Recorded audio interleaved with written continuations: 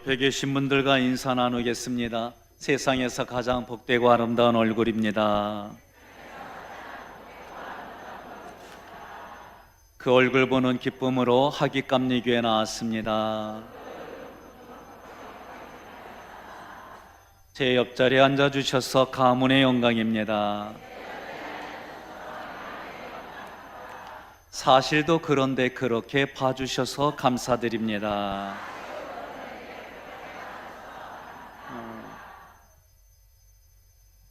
아멘입니까? 네.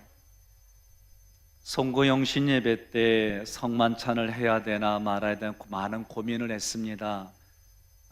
움직이는 거리나 여러 가지 생각을 하고 1월 첫째 주 첫 시간을 담고 52주의 첫째 주를 담아서 첫 것을 하나님께 드린다라는 그런 신앙의 고백으로 진행을 했습니다. 또 오늘 오후 예배 하던 성만찬 오전에 하다 보니까 이걸 어떻게 해야 되는지 모르는 분들도 계셔서 제가 잠깐 안내의 말씀을 드리겠습니다.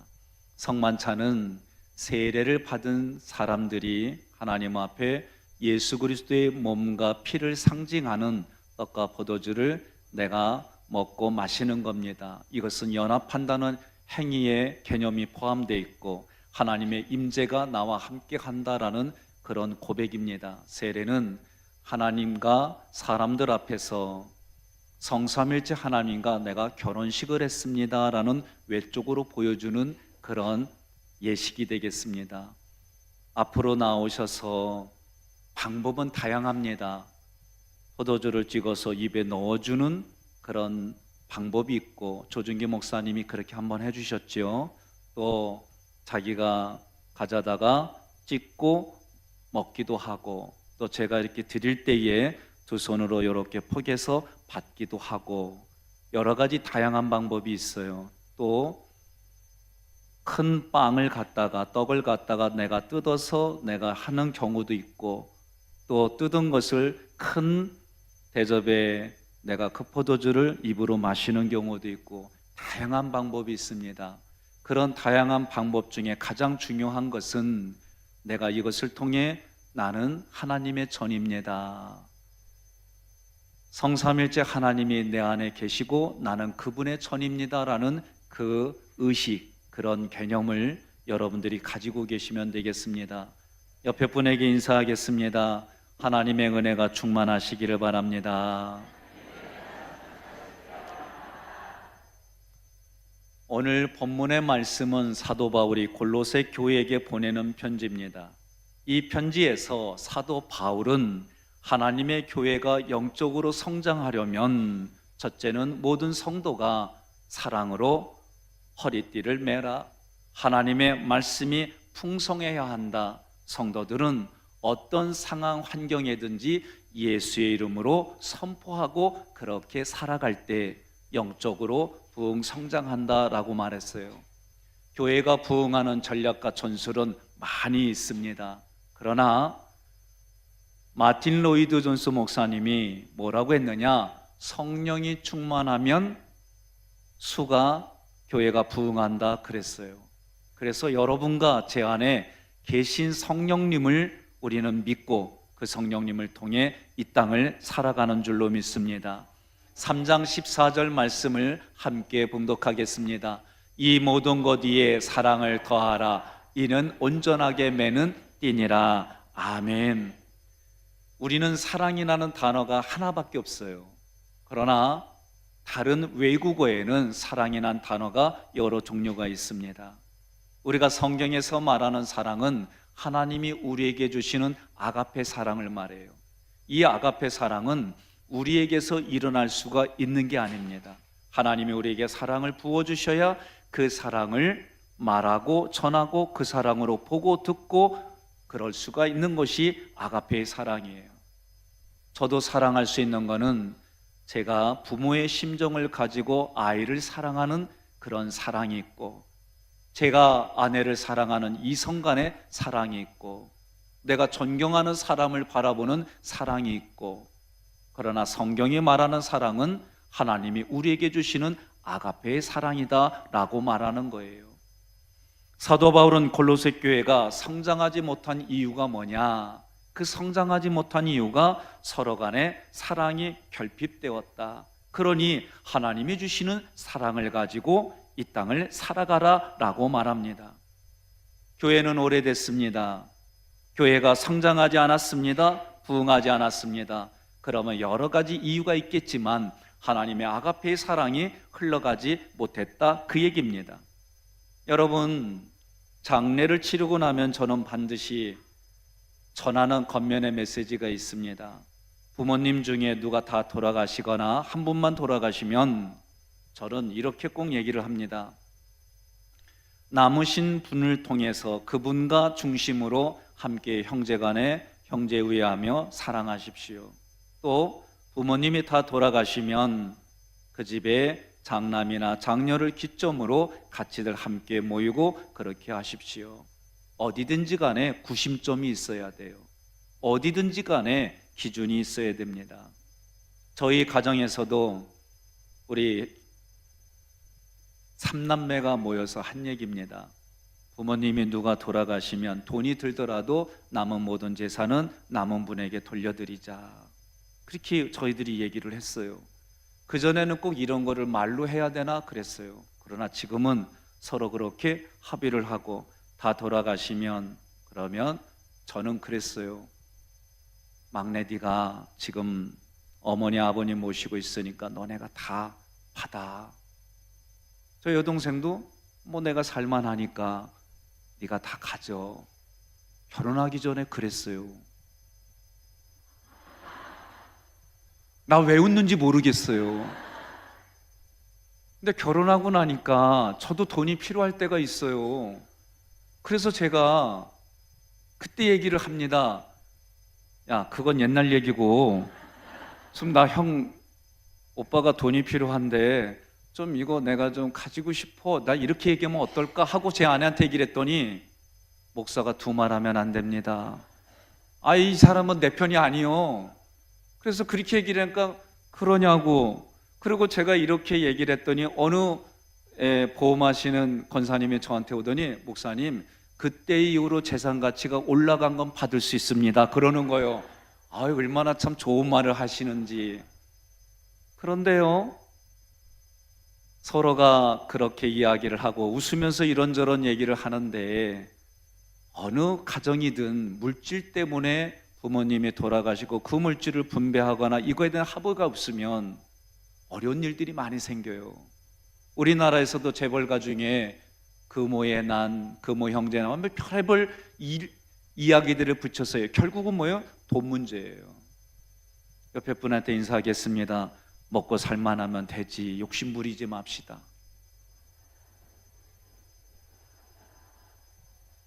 제가 또 이렇게 얘기를 했더니 한 분이 먹고 살만한 기준이 뭐요? 묻는 거예요. 그건 저 말씀 못 드리겠어요.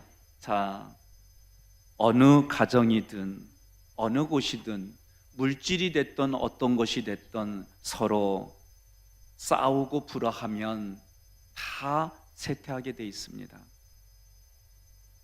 교회도 마찬가지입니다. 다 자기 눈에 들을 리가 없어요. 다 자기 요구대로 들을 리 없어요. 한번 말씀드린 것 같아요. 우리가 교회에서 여러 가지 일들을 하지요. 김치도 담기도 하고 또 좋은 일을 하기 위해서 만나기도 하고 일단 모여서 무언가를 만들어냅니다. 이제 김장김치를 해서 이번에 우리 지역에 어려운 사람들을 김치를 보내주자고 좋은 의견을 갖고 모였어요. 그리고 나서 이제 회의를 합니다. 어떤 김치를 담을까? 그래서 김장김치를 해야 됩니다. 총각김치를 해야 됩니다. 서로 의견이 분분한데 좀 주장이 센 분이 둘이서 마지막에 결선이 붙었어요. 근데 이게 합의가 안 돼. 그래서 저한테 왔어요. 목사님, 김장김치 하는 게 좋겠습니까? 총각김치 하는 게 좋겠습니까? 그래서 제가 그랬어요. 백김치 담읍시다. 여러분, 서로가 자기가 좋아하고 자기가 익숙한 거 많아요. 그러나 그 익숙한 거를 이야기하기 전에 하나님의 사랑이 임하면 백김치 담아도 되고 총각김치 담아도 되고 김장김치 담아도 되고, 이것이 안 되면 조금씩 서로 담아서 그래서 먹고 그렇게 나눠주면 되지요. 꼭 이것만 해야 된다라고 말하는 것이 꼭 좋은 거는 아니에요. 이제 기대하십시오. 3월달 되면 내적 치유 공부하시면 이렇게 자기만 주장하던 것이 다른 사람도 볼 수 있는 여유가 생깁니다. 우리가 신앙 안에서 모였다는 얘기는 여러분, 성도와 성도 간에, 성도와 목회자 간에 그 뜨거운 끈끈한 사랑이 있어야 돼요.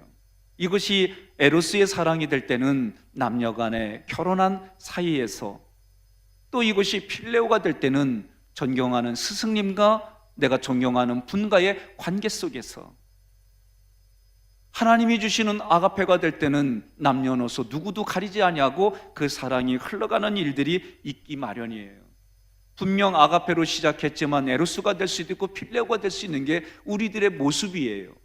그러므로 서로가 서로에게 유익이 되고 서로가 아름다운 걸 말하려면 여러분, 상처라고 생각되어지는 게 있으면 감싸주는 게 좋아요.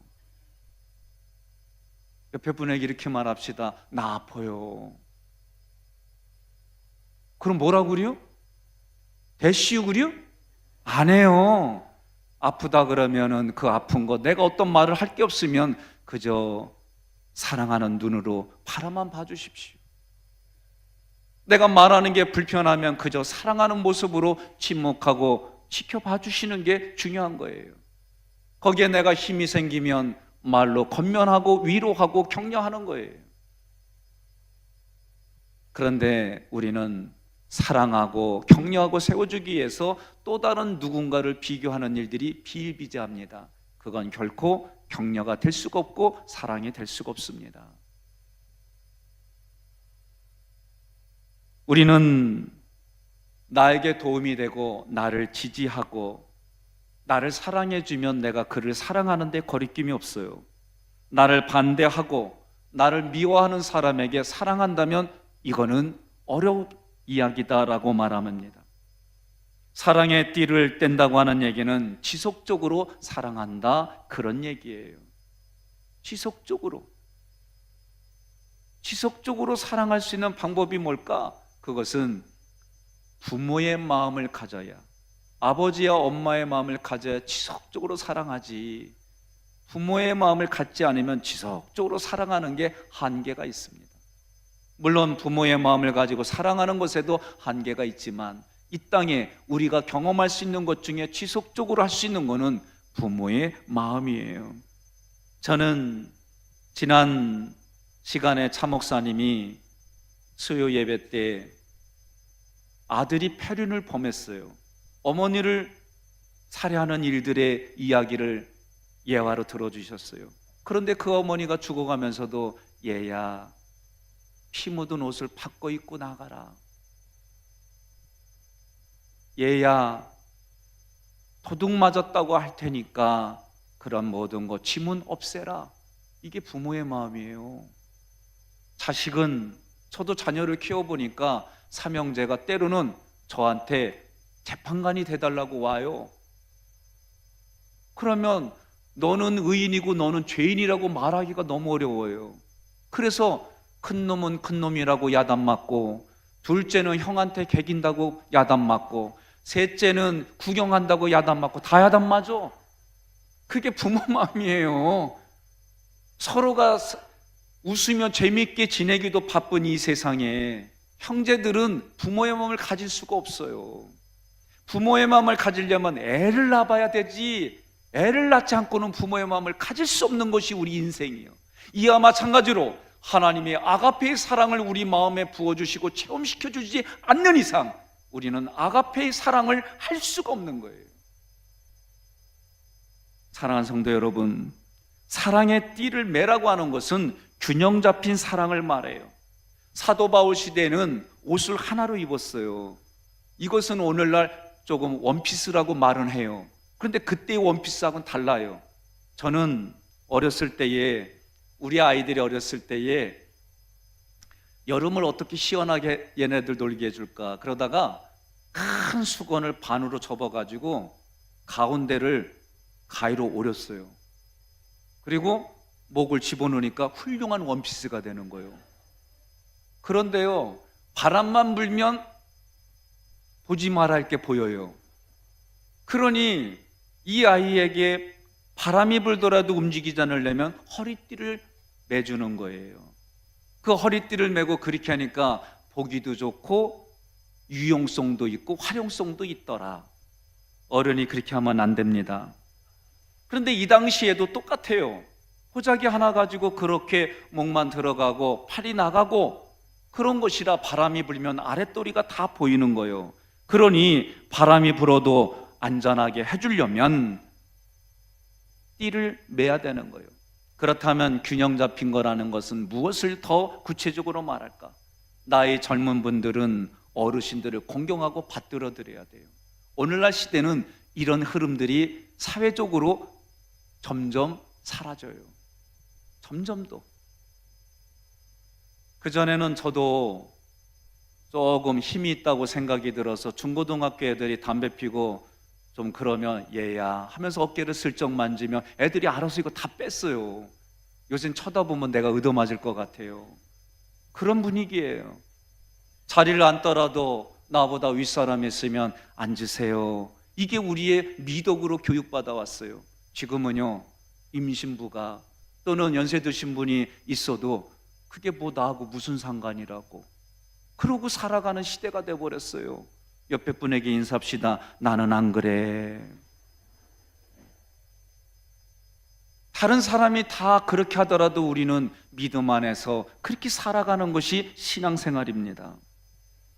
어른들은 아랫사람들을 다독거리고 싸매어주고 아껴주는 이런 일들이 서로 주고받는 거예요. 하나님이 우리에게 하나님이 우리에게 복을 주시면 우리도 그 사랑과 복을 하나님께 드리는 일들이 마치 하늘의 구름이 이 땅에 비로 떨어지고 땅을 적시고 그곳에 열매가 일어나며 다시 수증기로 올라가는 순환고리처럼 성경은 우리에게 그렇게 말해요. 그래서 로마서에 믿음, 소망, 사랑, 그 중에 제일은 사랑이라 이 말뜻은 믿음으로 심으면 하늘에 그 소망이 나에게 생기고 그 소망이 생기다 보니 이 땅에 사랑으로 행하는 일들이 점점 나선형으로 그려지면 점점 크게 그려지는 것이 믿음, 소망, 사랑 중에 그 중에 제일은 사랑이라 그런 말 뜻입니다. 내가 그렇게 해보지 않으면 알 수 없는 것이 우리의 신앙생활입니다. 균형 잡힌 사람은 사람에게 차별이 없어요. 부자나 가난한 사람이나 배운 사람이나 못 배운 사람이나 동일하게 다 사랑하는 거예요. 저도 교회 보면 여러 번은 저도 옳고 그름이 있어요. 왜 없겠어요? 그러나 목회자이기 때문에 부모의 마음을 가지고 다 품어가려고 저도 애를 쓰는 거예요. 그게 하루아침에 생긴 게 아니에요. 저도 처음 목회 길을 갈 때는 밴댕이 한 마리 있었어요. 근데 학기교회 오니까 제가 밴댕이 1000마리가 된 거를 볼 수가 있어요. 이제 2000마리로 좀 채우려고 그래요. 그 밴댕이가 가지고 있는 공간이 얼마나 조그매요. 그 조그만 거 가지고 목회하려니까 얼마나 머리가 아프겠어요. 고난과 아픔을 겪는 거, 결국은 그 일을 통해 하나님이 원하는 템의 사이즈로 끌고 가는 것처럼 여러분과 제가 하나님이 우리에게 사랑을 부어주시고 균형 잡힌 사랑을 하려면 하나님이 고난과 슬픔과 아픔을 통해서 우리의 마음의 사이즈를 넓혀주는 거예요. 그래서 그렇게 넓혀지기 때문에 성경이 말하기를 풀무불에 들어가는 것처럼 그 철을 망치로 두들기는 것처럼 마치 내가 누군가에게 맞는 것처럼 아픔의 고통이 있고 내가 마치 뜨거운 불에 있는 것처럼 마음이 타들어가는 일들을 겪어가면서 타들어가고 맞은 만큼 이 안에 그리스도의 흔적이라는 사랑이 내 안에 있는 거예요. 그것 없이는 하나님의 사랑을 받아들일 수도 없는 것이 우리 인간의 내면의 구조입니다.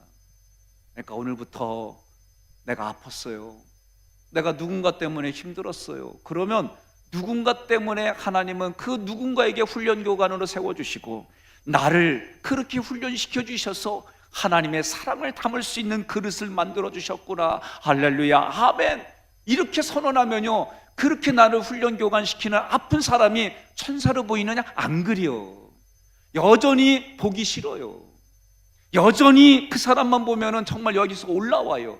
그래도 하나님의 말씀을 믿음으로 의도적으로 내 가슴에 놓고 그렇게 반복하다 보면 그 사람의 영혼이 불쌍한 마음이 들어서 그 사람을 위해 기도하면 눈물밖에 나질 않아요.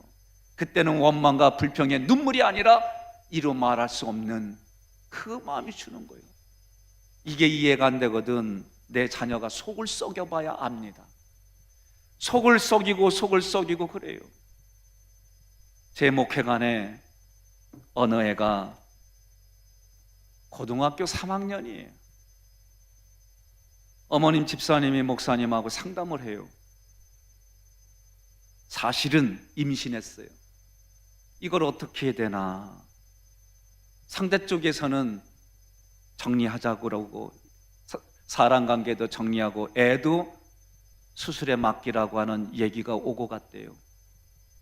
목사님 어떻게 하면 좋겠습니까? 집사님은 어떻게 하시려고 합니까? 저희는 아이를 낳으려고 합니다. 그래요. 알았어요. 그리고 그 딸한테 간 거예요. 그리고 제가 첫 마디가 뭐라고 그랬냐면, 엄마한테 보복할 거 다 했냐? 그랬던 애가 고개를 끄덕여요. 우리는 윤리로만 생각하지요. 우리는 이 세상의 가치를 옳고 그름으로만 이야기하지요. 제가 그 아이한테 그랬어요. 가명을 쓰겠습니다. 순이야. 우리 교회는 순이가 없어서 하는 거예요. 순이야, 엄마한테 보복할 거 다 했어? 정말이야? 네. 그래, 고생했다. 어떻게 키울래?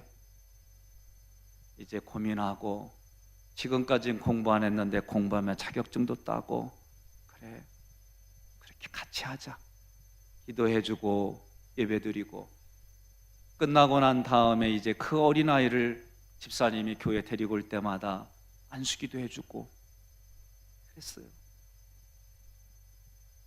여러분, 교회는 옳고 그름이 없는 게 아닙니다.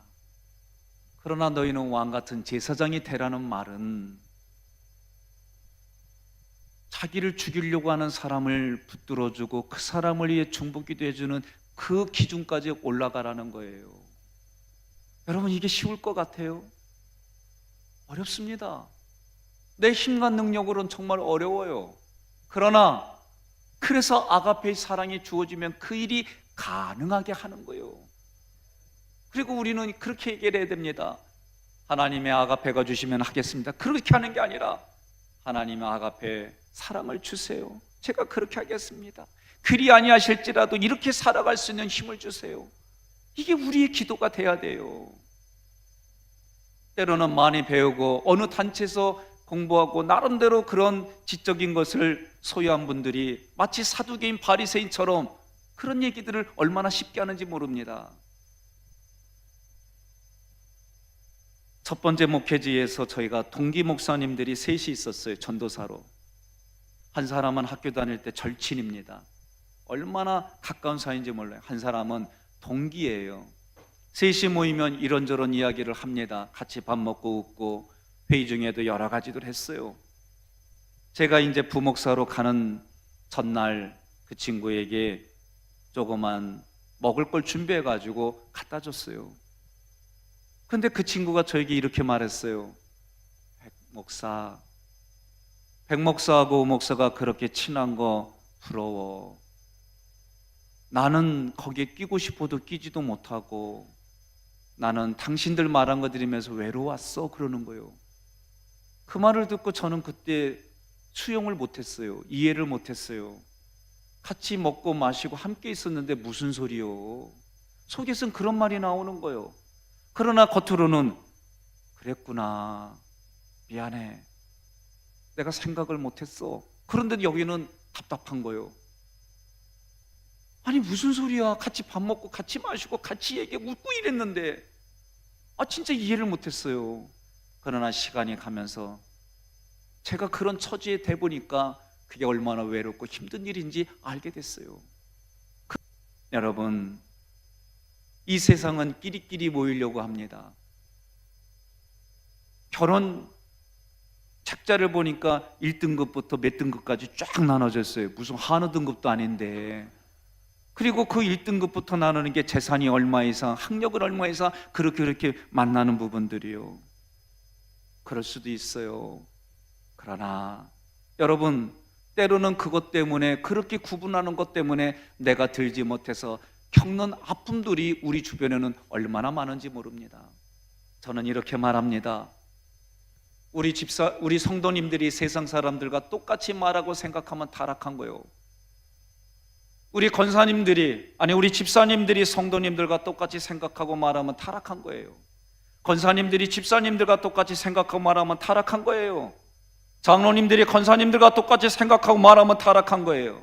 목회자가 우리 장로님들과 똑같이 생각하고 말하면 타락한 겁니다. 뒤집어서 우리는 세상 사람들보다는 똑같은 환경과 상황 속에서도 조금이 다른 게, 조금 하나님의 말씀을 가지고 다르게 살아가는 게 그게 성도예요.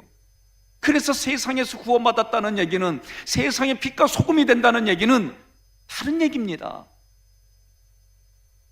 계급제도란 얘기가 아닙니다. 어제 임원훈련하면서 그 말씀을 드렸어요. 교회 처음 나오는 분들, 교회 처음 오시고 다른 교회 다니다가 오시는 분들에게는 우리가 그분들에게 맞춰야 됩니다.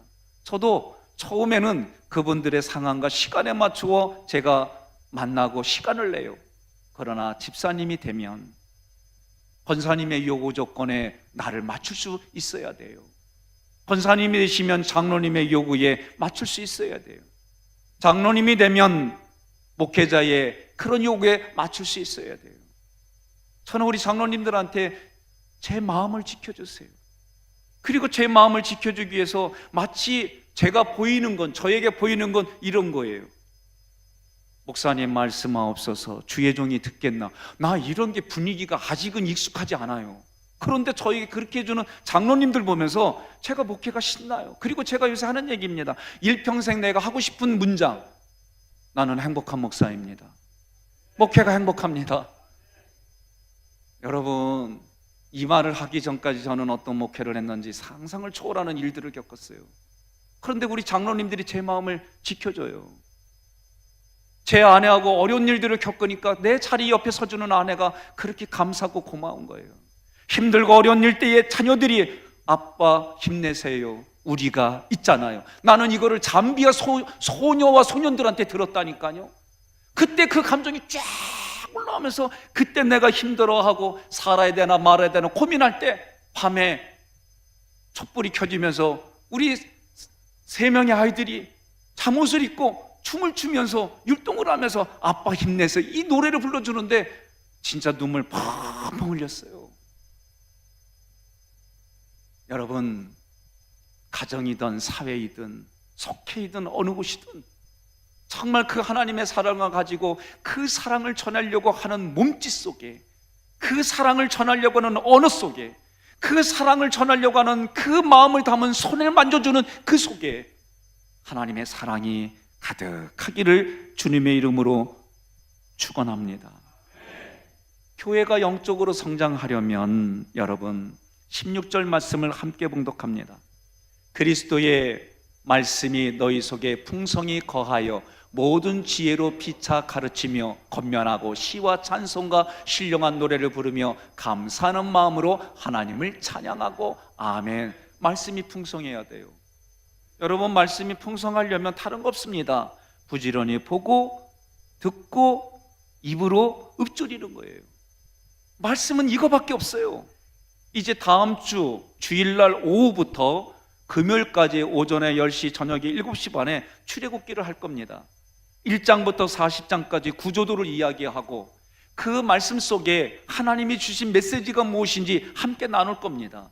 그 말씀을 가지고 내 삶에 적용을 어떻게 해야 되는지, 특별히 성막이신 하나님이 우리와 함께 거처로 만드신 성막까지 가서 그 성막 지성소까지 들어가는 신앙인이 되려면, 내가 신앙이 성숙하고 성장하려면, 우리의 가정이 행복하려면, 교회가 건강해지는 모습이 어떤 건지 우리는 출애굽기를 통해서 함께 보고 듣고 그 교회를 함께 마디와 마디가 돼서 만들어갈 겁니다.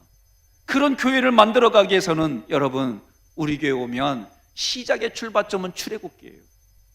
성도이건 임원이건 누구든지 간에 이걸 들어야 됩니다. 그리고 이거를 들으면 여러분 자기를 진단하게 돼 있어요. 내가 지금 겪는 고통이 어느 자리에 와 있는지, 우리의 가정이 신앙 앞에 어디쯤에 와 있는지 일들이 되는 거예요. 저는 그리고 한 가지 부탁하기를, 부부로 오셨으면 같이 앉으면 어떨까, 그런 생각을 해봐요. 어쩔 수 없이 서로 떨어져야 되면은 오늘 이 시간 예배 드릴 때도 떨어져 있는 그 부부의 마음은 얼마나 아플까. 웃는 의미는 나도 압니다. 그런데 그렇게 만들어 가자는 거예요. 의도적으로도 그렇게 만들어 가자는 거예요. 하나님의 말씀을 그렇게 주시면 그 말씀을 부부에게, 자녀에게 내가 살아가는 삶에 그렇게 만들어 가보자는 거예요. 퍼펙트한 인생은 아무도 없습니다. 퍼펙트할 수도 못합니다. 그러나 그렇게 하려고 몸부림치다가, 그렇게 하려고 눈물 흘리고, 그렇게 하면서 안 되는 나를 보고 하려고 해도 안 되는 것이 하마르티아라고 하는 헬라어 죄라는 개념이에요. 그렇게 하려고도 안 돼요. 어떤 때는 내가 육신이 짜증이 나고 마음이 짜증이 나면 사랑하는 배우자가 지그시 잡아주는 게 짜증이 나요. 다른 때는 되게 좋아했는데 그저 우리 마음이 그래요. 그런데도 내 자신과 싸워서 이기려면 하나님의 말씀이 살아있는 하나님의 성령의 검이 돼야 돼요. 그러면 이 성령의 검은 내 안에 잘못된 생각과 감정을 수술해 나가는 거예요. 그러나 이 성령의 검을 다른 사람을 가슴을 찌르고 폐부를 찌르면 율법이 돼버립니다. 판단이 돼버립니다. 상처를 주는 게 됩니다. 그러나 그 성령의 검으로 내 안에 생각과 감정을 잘라내면 여러분 성장하고 성숙해지는 거예요. 이런 일들을 함께 하려고 합니다. 그러므로 여러분 하나님의 말씀을 나한테 적용하십시오. 그래서 내 안에 있는 내 안에 가득 찬 내 생각과 감정을 하나님의 말씀으로 싸워서 이기시고, 내 안의 주인이 예수님이십니다. 내 안의 주인이 성령님이십니다. 내 안의 주인이 하나님이십니다. 이 고백을 하는 거예요. 이런 마음을 담고 오늘 여러분 가시면 아내에게, 남편에게 내 삶의 주인은 예수님 다음에 당신이에요. 내가 생각해도 그냥 가슴이 기뻐요. 선사님, 오늘 김효수 장로님한테 가시면 하셔야 돼요. 네, 했어요. 네. 우리 장로님들이 자기 역할을 하면서 하시는 말씀이 있어요. 목사님 되게 쑥스러워요. 그래도 하고 계세요. 이게 자연적으로 되면요, 나 바쁘다 가려고 그러면 여보 그러면, 왜 그러면 안아주고 가야지. 그렇죠. 아이들이 그걸 보면서요 뭘 배우는 줄 압니까? 마음의 사랑을 배우고 표현을 하는 걸 배우고 어떻게 하는지 알아요. 제가 얼마 전에 젊은 그룹들한테 여러분 좀 아내를 도우세요. 그거 그렇게 하면 되겠어요? 그랬더니 어느 집사님이 저한테 살짝 사는 얘기요. 목사님, 돕는다는 용어가 아니라 함께. 제가 배웠어요. 남자들이 막 도와주는 것처럼 아니에요. 함께 하는 거예요. 육아도 함께, 가정도 함께. 지금 세대는 그래요. 성경을 보니까 도와준다는 개념이, 배우자라는 개념이 허드렛 일을 하는 것이 아니라 그 배우자가 아니면은 일이 안 되어지는 거를 돕는, 그럴 때 쓰는 거를 도와주는 거다라고 쓰는 거예요, 성경이. 그러니 여러분 아내가 돕고 남편이 돕는다는 거는 당신이 아니고서는 이 그림이 완성되지 못한다라는 개념이 있는 거예요. 그러면 오늘 여러분과 제가 이제 가정으로 가면 사랑합니다. 사랑합니다. 하나님 다음으로 내 마음의 주인은 당신입니다. 이 고백이 서로를 살리는 줄로 믿습니다. 아멘 한 분들은 다 하고 오셔야 돼요. 멀리 갈 거 없습니다. 오늘 보니까 부부간에 앉은 분들이 많으신데 서로 그러세요. 성삼일째 하나님 다음에 내 마음의 주인은 당신이에요. 왜 어떤 분은 남편의 얼굴을 보는데 남편은 나만 보고 있어요. 서로 얼굴을 보면서 하시라니까요. 부모와 자녀 간에 앉았으면은 하나님 다음에 내 마음속에 자리는 사랑하는 내 딸이 있다, 또는 아빠가 있다. 이렇게 서로 한번 고백해 보세요. 이 말하기 쑥스럽고 옆에 모르는 분이거든. 이렇게 말하세요. 성삼일체 하나님 다음에 당신이 내 마음에 자리 잡습니다. 의무적으로 이거 안 하면 오늘 예배 안 마쳐요. 자, 시작.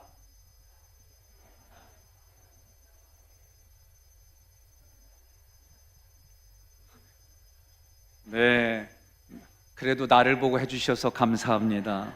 마지막으로 여러분, 교회가 영적으로 성장하려면 예수의 이름을 활용하십시오. 무슨 말이냐? 예수님의 이름으로 주고 예수님의 이름으로 받는다는 것은 귀한 진리가 있습니다. 누군가에게 내가 무엇을 베풀어 줬으면은요, 적어요. 유 장로님한테 지난주에 밥 사줬지, 한 장로님한테 내가 선물해 줬지, 마치 축의금 들어오고 부의금 들어 쓰는 것처럼 내 마음에 그렇게 써요. 그리고 내가 필요할 때 안 해주면 여기가 상해요.